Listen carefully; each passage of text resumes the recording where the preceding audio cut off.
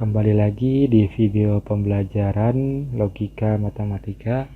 Pada video ini kita akan belajar mengenai metode pembuktian. Ada 3 metode pembuktian yang akan dipelajari, yaitu metode langsung, yang kedua metode kontraposisi, dan ketiga metode tidak langsung menggunakan kontradiksi. Pada metode pertama, yaitu metode langsung, pembuktian langsung adalah pembuktian suatu kalimat atau sifat matematika tanpa mengubah susunan kalimat tersebut. Dengan kata lain, untuk membuktikan kebenaran pernyataan implikasi P maka Q, dengan memisalkan P benar, maka harus dibuktikan juga bahwa Q juga benar. Bapak ulangi lagi, yaitu pembuktian langsung adalah pembuktian suatu kalimat atau sifat matematika tanpa mengubah susunan kalimat tersebut. Dengan kata lain, untuk membuktikan kebenaran pernyataan implikasi P maka Q, dengan memisalkan P benar, maka harus dibuktikan juga bahwa Q juga benar.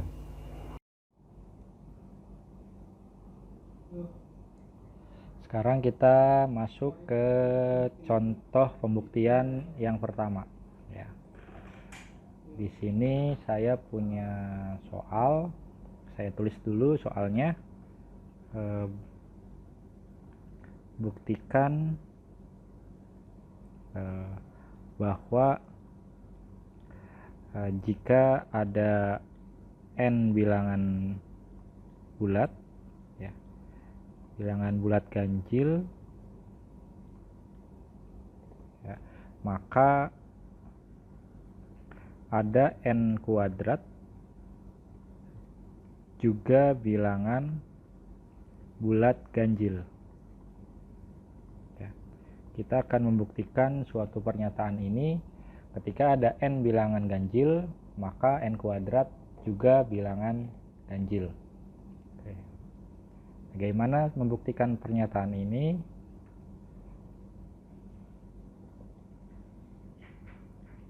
Langkah pertama yaitu kita memisalkan dua pernyataan di atas dengan P dan Q.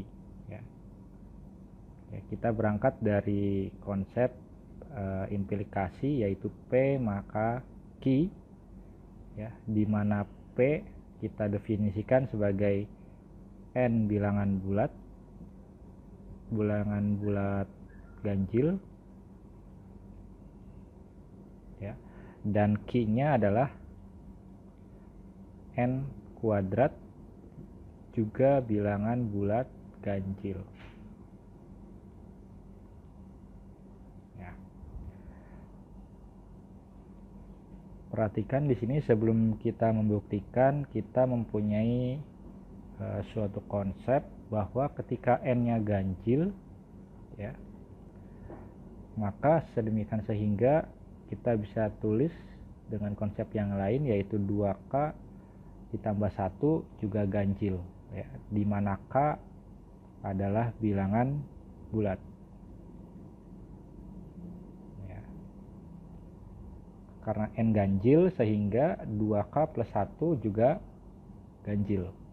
Ya, kita coba lihat dengan memanfaatkan n sebagai 2K plus 1, maka kita substitusikan, ya, ketika n kuadrat, ya, ketika n-nya adalah ini 2K plus 1, maka kita bisa tulis 2K plus 1 dikuadratkan, ya, sehingga ini akan menghasilkan 2K plus 1 kuadrat, yaitu 4K kuadrat ditambah 4K ditambah 1. Oke, dari bentuk ini kita bisa faktorkan, ya, menjadi kita faktorkan yaitu 2K pangkat 2, ya, kemudian plus K, oke, plus 1, ya. 2 ini dikali 2K pangkat 2 adalah 4K. Kemudian 2 dikali K, yaitu ketika ini ditambahkan ya, ini berlaku sifat distributif. Ketika kita operasikan akan sama balik lagi ke atas.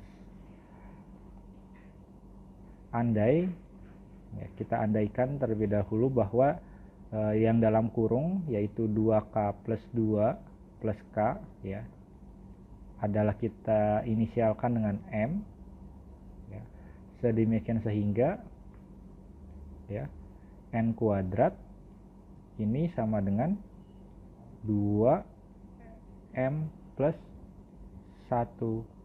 Oke, perhatikan bentuk ini, bentuk yang akhir ya, yang ini kalian pernah mendengar sebelumnya, yaitu di atas ya, yang ini. Jadi polanya sama, yaitu 2K atau 2M plus 1 juga ganjil ya, sehingga dapat dikatakan pernyataan ini adalah terbukti ya, menggunakan metode teknik langsung. Oke, kita coba untuk soal yang kedua.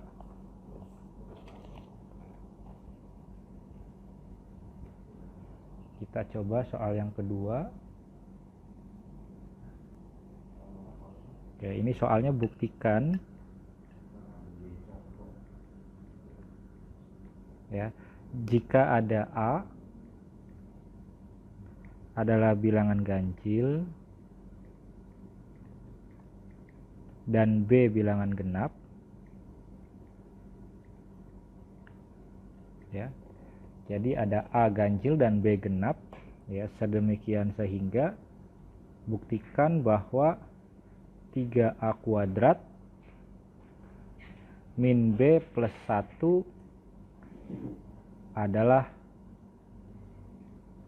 genap ya. Oke, ini buktikan ya. Kita akan buktikan bahwa 3A kuadrat negatif B plus 1 adalah genap jika dan hanya jika A bilangan ganjil dan B genap ya. Oke, kita akan coba menjawab menggunakan metode langsung. Oke, pembahasan. Oke, kita ubah terlebih dahulu pernyataan di atas dengan simbol P dan Q, yaitu P-nya adalah A bilangan ganjil ya, dan B bilangan genap ya.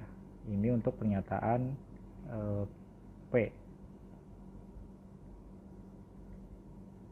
Kemudian kita buat juga pernyataan Q-nya, yaitu 3A kuadrat min B plus 1 adalah genap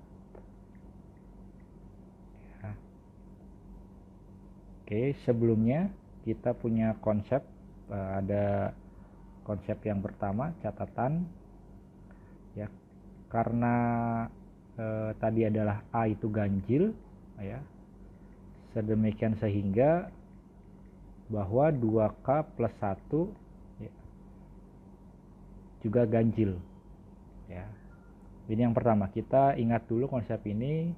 Ketika A adalah ganjil, maka 2K plus 1 adalah ganjil. Bagaimana ketika genapnya ya? Ya, ketika B genap ya, ya kita tahu bahwa konsep genap itu adalah kelipatan ya. Anggaplah kita misalkan 2P ya. Ketika 2P itu kita bisa definisikan bahwa akan menghasilkan bilangan genap. Oke, berangkat dari dua karakter ini, coba kita buktikan bahwa 3A kuadrat min B plus 1 adalah bilangan genap. Oke, kita substitusikan dulu bahwa tadi sebelumnya kita sudah punya bahwa A adalah 2K plus 1. Maka kita substitusikan sehingga 2K plus 1 ya. Karena A nya adalah 2K plus 1 dikurangin B ya plus 1. Oke. Oh iya, kita coba bisa langsung tadi B nya didefinisikan sebagai 2P ya. Oke, kita langsung saja mengganti B nya juga, yaitu 2P ditambah 1. Kemudian kita hitung saja seperti biasa ya. Oke, ini lupa, ini ada kuadratnya ya. Oke, sehingga kita hitung dulu yang dalam kurung 2K plus 1 kuadrat ya, yaitu berapa? Yaitu 4K kuadrat ya, plus 4K ya, kemudian plus 1. Kemudian kita tulis 2P plus 1 kembali. Oke, setelah ini apa yang kita operasikan? Ya bagian pertama ya, kita kalikan masing-masing yang dalam kurung dengan konstanta 3, yaitu menjadi 2K kuadrat 12K kuadrat ditambah 12K ditambah 3. Oke. Kemudian masih di belakangnya yaitu 2P plus 1. Sedemikian sehingga ini kita bisa membuat faktornya dari ini. Kita faktorkan yaitu menjadi, oke, di sini kita 3 plus 1 ya. Berarti kita bisa mengoperasikannya terlebih dahulu. Ya. Pokoknya bentuknya harus